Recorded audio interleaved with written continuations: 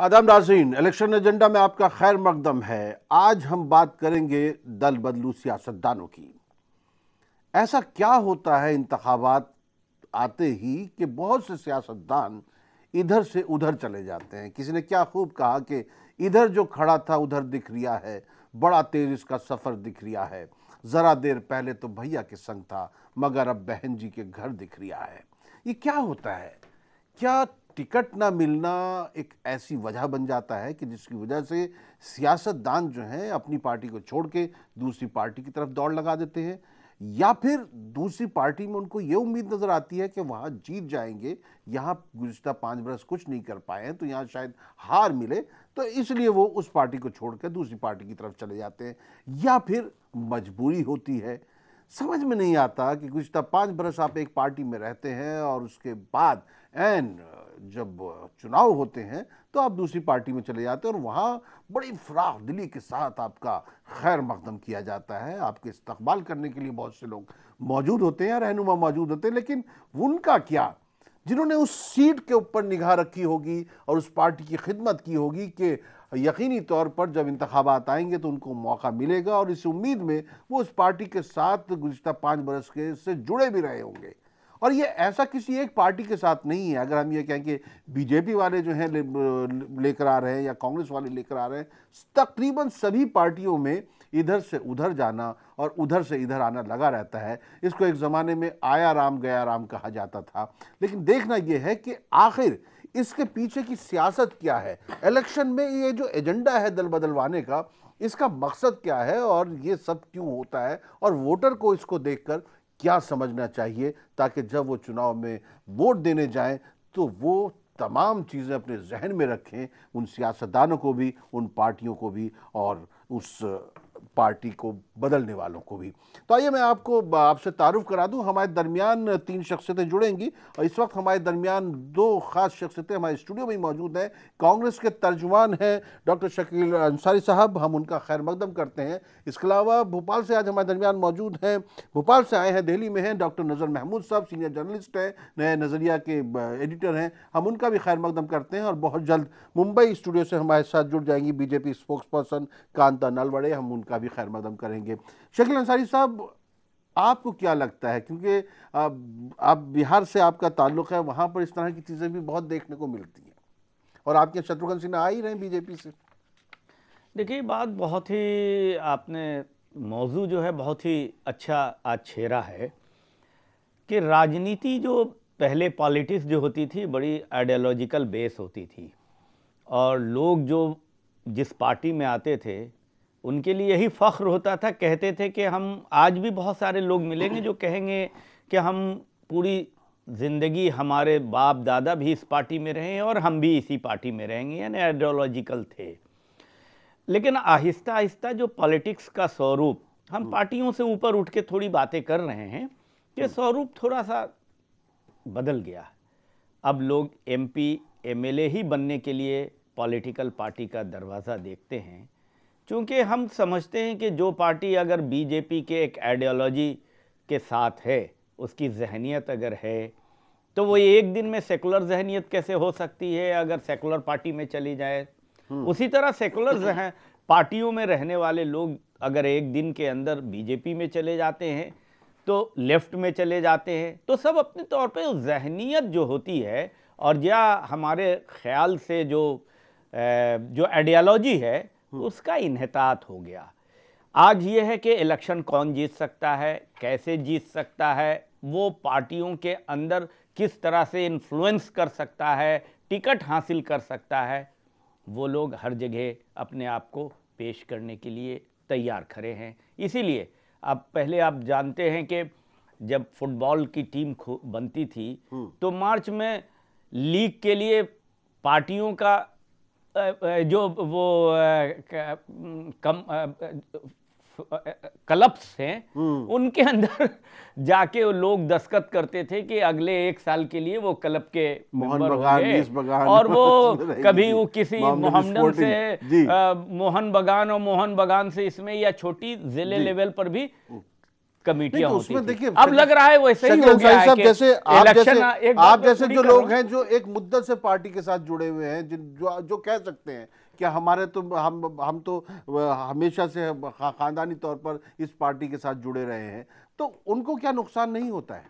हो रहा है ना, इसीलिए तो मैं कह रहा हूं कि अब वो हो गया है कि 5 साल के बाद जो इलेक्शन आता है तो वो क्लब की तरह लोग जो इधर थे, अब देखिए कई लोगों के टिकट कटते हैं तो वो दूसरी पार्टी में जाने को तैयार हो जाते हैं। नेचुरल है कि अगर कोई एमपी एमएलए रहता है तो दूसरी पार्टी में भी किसी का टिकट काट के तो उनको देंगे ना, वो भी वहां पे भी तो यही है ना। नहीं, कई बार काटते थे ना। हाँ। अगर उनके काम अच्छे नहीं हैं, हाँ। और अगर लगता है कि वो नहीं जीत पाएंगे वह, तो कई बार टिकट काटते थे, और टिकट जिनका कट जाता था उसका मतलब ये नहीं हो जाता था कि वो पार्टी ही छोड़ दें फौरन। लेकिन ये अब सिलसिला हुआ है कि जिनकी टिकट कटती है वो दूसरी पार्टियों की तरफ मुतवज्जा हो जाते हैं, और दूसरी पार्टी वाले उनको गेस्ट पेलियर की तरह इस कदर मेहमान नवाजी करते हैं कि मेहमानों के चक्कर में जो मेज़बान है उसको ही नुकसान उठाना पड़ रहा है। डॉक्टर तो नजर महमूद साहब, जो शकील अंसारी साहब ने भी कहा, आखिर क्या मतलब सिर्फ एक मेंबर ऑफ पार्लियामेंट बनना ही मकसद है, या असेंबली मेंबर बनना मकसद होता है, या लोगों की खिदमत करना मकसद होता है, या जीत ही अहम हो गई है अब और उसमें आइडियोलॉजीज वगैरह आप कहीं पर भी उससे कोई फ़र्क नहीं पड़ने वाला है?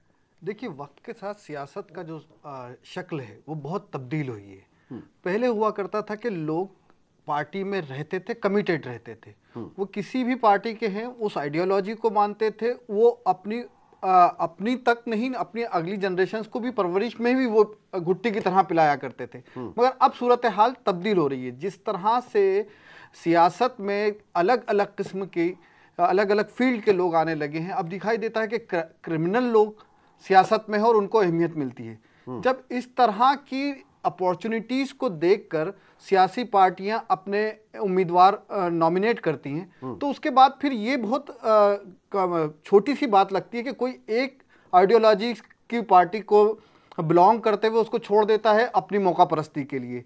ये होने लगा है ये, और इस वक्त में ज्यादा दिखाई दे रहा है, जहां पर कि न सिर्फ अपनी एक पॉलिटिकल और सियासी एम्बिशन के लिए आदमी इधर से उधर जा रहा है, बल्कि उसको खरीदा और बेचा जा रहा है।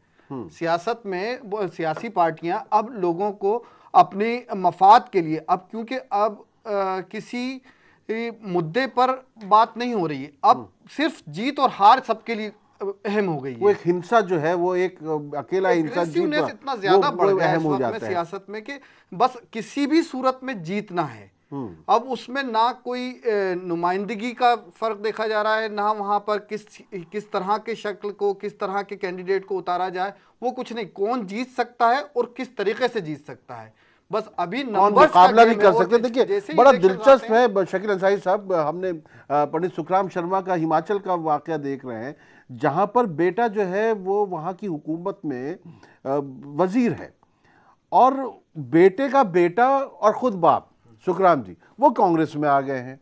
तो यहाँ पर बेटे की हालत, जो वजीर है, मॉरल ग्राउंड पे कहीं ना कहीं उनको ये दबाव होगा वो इस्तीफा दे दें। और ये क्या एक लायामल होता है इस तरीके से जाना, या खानदान में आपस में बैठ के भी इस पर कोई चर्चा नहीं होती है? और इस तरह के सियासी खानदान जो होते हैं, देखिए कई बड़े खानदान बहुत मशहूर भी हैं, पहले भी हैं, जैसे कृपलानी, सुचित्रा कृपलानी कांग्रेस में होती थी, अपोजिशन में होते थे। सिंधिया फैमिली में भी गायत्री देवी और माधुराव सिंधिया दो अलग अलग पार्टी में आज भी हैं, कई हैं, लोग हैं। नहीं, पार्टी में अलग अलग हो जाए, लेकिन रातों रात पार्टी बदल लेना। मैं यही कह रहा हूं कि अब ये तो कुछ लोगों की है बातें, लेकिन अभी हमारे भाई जो बोल रहे थे बहुत सही कह रहे थे कि सवाल है इन्हितात हमारे क्या वोटर्स में नहीं आया, समाज में नहीं आया। पहले किसी क्रिमिनल को अगर कोई पार्टी टिकट देती थी, उसको इस तरह से रिजेक्ट कर देती थी जनता कि पार्टियां हिम्मत भी नहीं करती थी कि अब हम किसी क्रिमिनल को या किसी ऐसे शख्स को जो शख्स बदनाम है उसको हम वोट देंगे, और रिजेक्ट हो जाते थे। अब क्या है, अब शरीफ इंसान, कई बार मुहावरे कहे जाते हैं। हमारे साथ कांता नालवाड़े जी जुड़ गई हैं, भारतीय जनता पार्टी की स्पोक्स पर्सन है मुंबई से। कांता जी, आपका खैर मकदम है। हम बात कर रहे हैं जो दल बदल सियासतदान होते हैं, जो दल बदल लेते हैं, उनकी वजह से जो पक्के पार्टी के सपोर्टर होते हैं, जिन्होंने पार्टी के लिए खिदमत की होती है, उनको बहुत नुकसान उठाना पड़ता है। तो ये चुनाव के ऐन करीब होता है, तो ऐसे में वोटर के समझ में नहीं आता कि वो जो चंद दिन पहले, 2 दिन पहले किसी और पार्टी में था या हमारी पार्टी में था, अब दूसरी पार्टी में चला गया, हम उसके साथ जाएं या पार्टी की आइडियोलॉजी को पकड़ें, क्योंकि आइडियोलॉजी कहीं नजर नहीं आ रही है उस सूरत में। ये आपकी बात कांता जी बिल्कुल सही है कि हम लगातार देख रहे हैं कि जब भी पार्लियामेंट का या असेंबली का किसी भी स्टेट का चुनाव आता है तो अन्य दलों से लोग कि जो सत्ता पे बैठी है पार्टी, तो उसकी ओर ज्यादा हम अगर देखेंगे तो भागने का या उस पार्टी में सम्मिलित होने का हम रास्ता देखते हैं कि उनको ऐसे लगता है कि ये सत्ता पे पार्टी है। अभी किस पार्टी का चल रहा है, अभी पहले कांग्रेस का चलता था तो फिर कांग्रेस में ज्यादा से ज्यादा दूसरे अन्य दलों से लोग जाते थे कि यहाँ कुछ तो हो सकता है। तो अभी भारतीय जनता पार्टी है, तो भारतीय जनता पार्टी, एक तो इसमें 2 बातें हैं। एक तो हमारे प्रधानमंत्री नरेंद्र मोदी जी का करिश्मा भी है, और मैंने खुद देखा है, मैं पूरे महाराष्ट्र में ऑल इंडिया लेवल पे मैं प्रवास करती हूँ, तो जमीन स्तर के जो कांग्रेसी परिवार है, जो नेता है, उनके परिवार के बच्चे भी बोलते हैं कि ताई ठीक है, हमारे यानी दादाजी ने या पिताजी ने कांग्रेस का काम किया है, लेकिन हम नरेंद्र मोदी जी से प्रभावित है और हम आपके पार्टी में आना चाहते हैं, आपके पार्टी में काम करना चाहते हैं।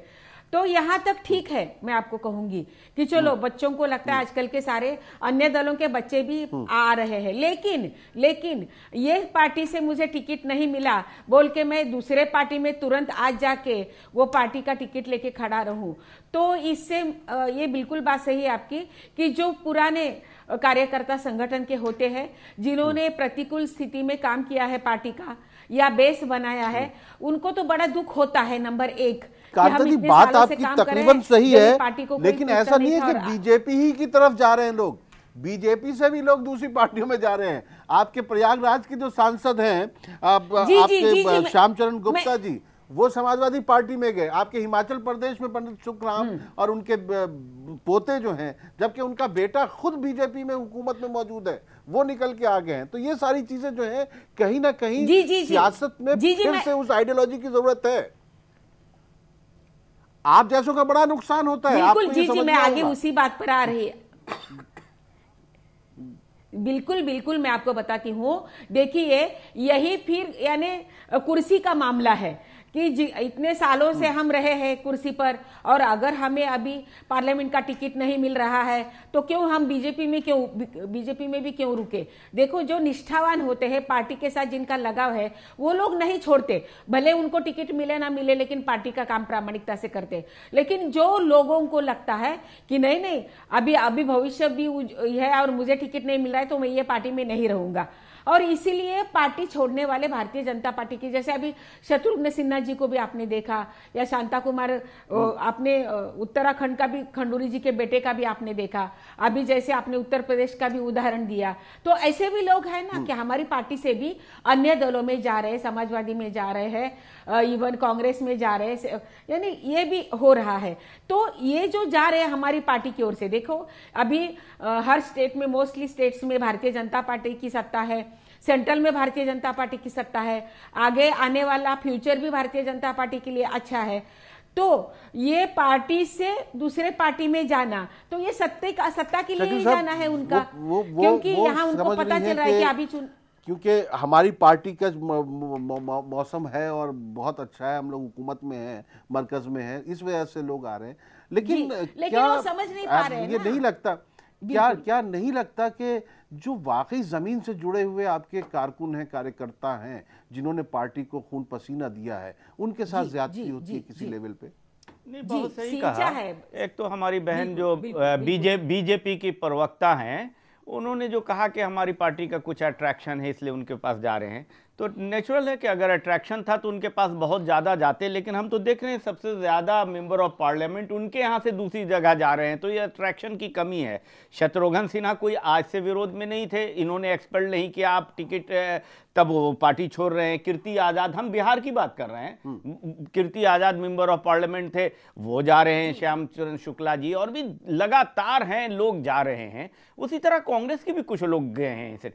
तो ये तो जो हम बेसिक बात पर कह रहे थे, जब हम सब पॉलिटिकल पार्टियों से ऊपर जब जनता वोटर अपना हक का इस्तेमाल करेगी कि इस तरह के लोगों को हम सबक सिखाएं जो आइडियोलॉजिकल तरीके से किसी एक आइडियोलॉजी का सपोर्ट जनता से लेने के बाद वो दूसरी जगह चले जाते हैं, या किसी और भी तरीके से पैसे से दूसरे तरीके से चले जाते हैं, और जनता ये तय करे कि ऐसे लोगों को हम वोट नहीं देंगे जो गलत लोग हैं, तो निश्चित रूप से पॉलिटिकल पार्टियों को भी मजबूरी होगी, फिर वो इस तरह के काम नहीं करेंगे। नहीं, देखिए हम वरना देखते अभी हैं एक मिनट मैं अपनी बात खत्म कर दूं, एक मिनट खत्म कर दूं कि वरना होगा क्या कि इस तरह के लोगों को जब मौका मिल जाता है जीतते हैं, तो पॉलिटिकल पार्टियां कहती हैं विनेबल जीत की इनके पास ज्यादा अच्छी गुंजाइश है, तो अपने वर्कर को भी हम पीछे कर देते हैं सभी पार्टियां, और उस तरह के लोगों को अडॉप्ट करते हैं। तो जिस तरह से पहले एक बार हुआ बिहार में, यूपी में, किसी एक कई क्रिमिनल्स को दिया गया, सबसे पहले 1977 से शुरू हुआ, सारे के सारे हार गए, फिर पॉलिटिकल पार्टियों ने रोक दिया, फिर आहिस्ता आहिस्ता क्रिमिनल्स भी आने लगे और वो ज्यादा फख्र से जीतने लगे, क्योंकि वो पैसों का इस्तेमाल, डर और खौफ का जनता को इस्तेमाल ज्यादा करने लगे। ये है पहले की बात। आप ये भी देख लीजिए, दल बदल कानून बनाया जब राजीव गांधी ने, उस वक्त तो सरकारें आफत में आ जाती थी, हर एक आदमी कोई पॉलिटिकल पार्टी का निकल जाता था। अब तो कम से कम दल बदल कानून के दायरे में इलेक्शन का इंतजार करते हैं लोग छोटी रियासतों में तो उसका भी असर नहीं पड़ता। गोवा में तो आपने देख ही लिया रातों रात क्या हो जाता है। हाँ, नजर अहमद साहब, एक चीज मैंने ये महसूस की, जैसे मुरली मनोहर जोशी साहब हैं, अडवाणी साहब हैं, या पुराने लोग जो हैं, बुजुर्ग जो रहनुमा हैं, उनको अगर टिकट ना भी मिले तब भी वो जो है वो पार्टी के साथ जुड़े रहते हैं तकरीबन। तो क्या उनको कुछ वादा किया जाता है, या फिर वो उनके अंदर वो सब कुछ देख चुके होते हैं और वो फिर अब आगे कोई किसी तरह का तजुर्बा नहीं करना चाहते? नहीं, पुराने लोग हम जब सिर्फ मुरली मनोहर जोशी या आडवाणी जी को नहीं कह सकते। शत्रुघ्न सिन्हा पुराना बीजेपी के नहीं है क्या, या खंडूरी जी बीजेपी के नहीं है क्या? ये तो आज के वक्त में सियासत ने एक अजीब शक्ल ले ली है, जिसमें लग रहा है कि वर्कर्स ही सबसे ज़्यादा, जो कारकुन हैं पार्टी के, वो पिसता है। अभी यहाँ पर बड़े रहनुमा, जो कौमी रहनुमा है, वो अपनी पार्टी की जीत को मद्देनजर रखते हुए उन लोगों को अपनी पार्टी में शामिल कर लेते हैं जिनसे उनको लगता है कि हाँ, ये कुछ वोट अपनी तरफ ला सकते हैं और हुकूमत बनाने में हमारे लिए कारगर साबित होंगे। मगर हकीकत में वो जो पार्टी के साथ जुड़ा हुआ वर्कर है, जो बरसा बरस से एक मेहनत कर रहा है, उस बूथ लेवल पर, ब्लॉक लेवल पर, गली गली मोहल्ले मोहल्ले घूम के काम कर रहा है, और वो अपने लिए सोचता है, ये सोच के साथ मेहनत करता है आदमी कि ये पार्टी बड़ी हो और उस पार्टी के बड़े होने के साथ उसका अपना कद बढ़े। मगर हकीकत में हो क्या रहा कि आज के वक्त में जब सियासतदान और कौमी रहनुमा या रियासती पार्टियों के वो जो आला कमान है, उन लोगों ने सिर्फ ये तय कर रखा है कि किसी भी सूरत से हुकूमत बनाना है।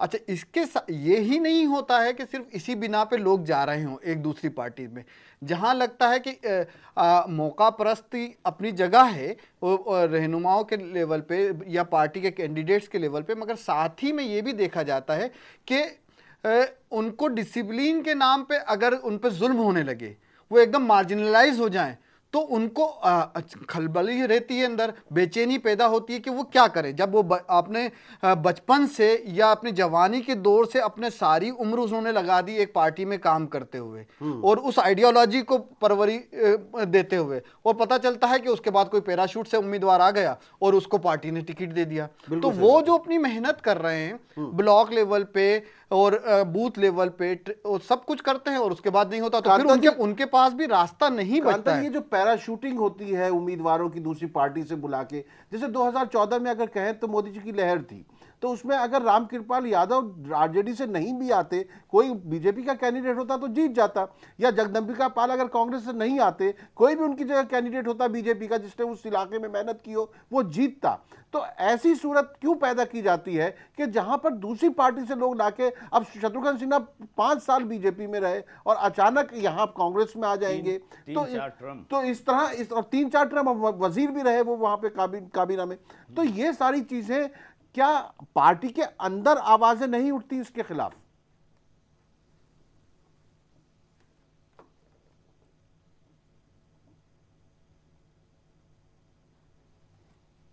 हेलो कांत जी, देखिए, पार्टी के अंदर भी, हाँ, पार्टी के अंदर इसके खिलाफ आवाज उठती है।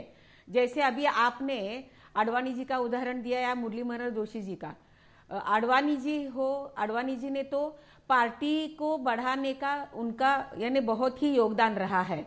उन्होंने जो रथ यात्रा निकाली थी, तो उनके मन में आएगा भी नहीं कि मैं पार्टी छोड़ूं, और वो कभी कर भी नहीं सकते हैं। और मुरली मनोहर जोशी जी भी भले उनको यानी वो गुस्सा आया होगा, वो नाराज हुए होंगे, लेकिन तो भी वो पार्टी नहीं छोड़ेंगे।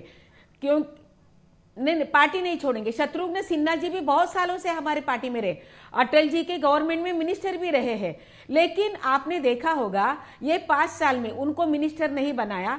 तो इसके कारण वो हमेशा 5 साल से मोदी जी के खिलाफ, यानी पार्टी के जो ये उनके खिलाफ, संगठन के खिलाफ वो हमेशा ओपनली बोलते रहे। अभी देखिए, जो व्यक्ति इतने सालों से उसको यानी एमपी बनाया, उसको मिनिस्टर बनाया, इतना बड़प्पन उसको मिला इस पार्टी में, और अभी सिर्फ इस बार उनको मिनिस्ट्री नहीं मिली, तो इस प्रकार से अगर टीका टिप्पणी करना, तो हमारे लोग उनको कैसे टिकट देंगे? देखो, मैं विनोद खन्ना जी का यहाँ एग्जांपल बता दूंगी। पार्टी से निकाला भी नहीं ना उनको 5 साल में, 5 साल में उनको 5 साल में उनको पार्टी से निकाला भी नहीं गया ना। अगर वो इतनी मुखालिफ थे तो उनको निकाल देना चाहिए था। अरे नहीं, अभी भी आज के दिन भी नहीं हटाया। अरे नहीं निकाला, अरे नहीं हटाया, नहीं निकाला, लेकिन उनको ऐसा लगा कि चलो इतने सालों का इतना पुराना अपना ये साथी है, पार्टी का काम करता है, ये सुधर हो जाएगा कि उसको लगेगा, लेकिन ये सुधरे नहीं। तो मैं इसीलिए आपको विनोद खन्ना जी का उदाहरण बता रही थी। गुरदासपुर से वो 3 बार एमपी रहे हैं, तो उनको तो एक बार भी मिनिस्टर नहीं बनाया। और मैं गुरुदासपुर जा चुकी हूँ, उनके लोकसभा क्षेत्र में मैंने प्रवास किया है। वो डाउन टू अर्थ एमपी थे, व्यक्ति थे, कभी भी उन्होंने शिकायत ये नहीं मिला, वो नहीं मिला, कभी नहीं की वजीर बने थे विनोद और खन्ना। ये शत्रुघ्न सिन्हा अगर ऐसे करते हैं, हाँ जी, लेकिन ये इस प्रकार से अगर ऐसा ये करते हैं तो ये गलत बात है। इवन हमारी पार्टी में ही नहीं, अन्य दलों की भी मैं बात करूंगी, भले कांग्रेस हो या अन्य दल हो, समाजवादी हो, तो वो भी अगर दूसरे पार्टी में जाते हैं। आपने वोटर्स की बात कर दी कि वोटर्स कहाँ ये तय करते हैं। आप अगर देखते होंगे तो आजकल वोटर्स सिर्फ, अभी देखिए मैंने जैसे आपको कहा कि सही मायने में 2014 मैं आखिरी वो ले लूं। शकील साहब, क्या ऐसे में कोई इस तरह का रूल बनना चाहिए कि इलेक्शन डिक्लेयर होने के बाद कोई भी कैंडिडेट किसी भी पार्टी में दल बदल कर जाएगा तो उसे टिकट नहीं मिले, कुछ इस तरह की चीजें होनी चाहिए? कांग्रेस पार्टी तो हमेशा इस तरह की बातें करती है। जैसे राजीव गांधी ने दल बदलू कानून लाया था, तो जाहिर है कि हिंदुस्तान की डेमोक्रेसी को स्ट्रेंथन, मजबूत करने के लिए एक बहुत बड़ा फैक्टर ये भी है, सभी पार्टियों को मिलकर इसके ऊपर भी एक इलेक्शन कमीशन को कोई सुझाव आनी चाहिए और उस पर कार्रवाई होनी चाहिए कि आइडियोलॉजिकल ये इस तरह से अगर लोग पार्टियों को जिस तरह इस्तेमाल करेंगे। इंतखाबात डिक्लेयर होने के बाद जो नेता दल बदले, उनके खिलाफ अगर इलेक्शन कमीशन कार्रवाई नहीं करता है तो यकीनी तौर पर वोटरों को कोई स्ट्रेटेजिकल स्ट्राइक जरूर करनी चाहिए। मेरा ये मानना है कि वोटर को जरूर बेदार होना चाहिए। लेकिन वोटर को ये समझना चाहिए कि जो नेता इस पार्टी से उस पार्टी में या उस पार्टी से इस पार्टी में आ रहे हैं, वो जो पार्टी के अपनी पार्टी के नहीं हुए तो आपके क्या होंगे? उनका मकसद खाली जीत है। वोटर को बेदार करना हमारा मकसद है। आपने क्या अपना वोटर लिस्ट में नाम चेक किया? नहीं है, दर्ज कराया, बटन दबाना है आपको, देश को बनाना है। याद रखिए। बहुत बहुत शुक्रिया। आदाब।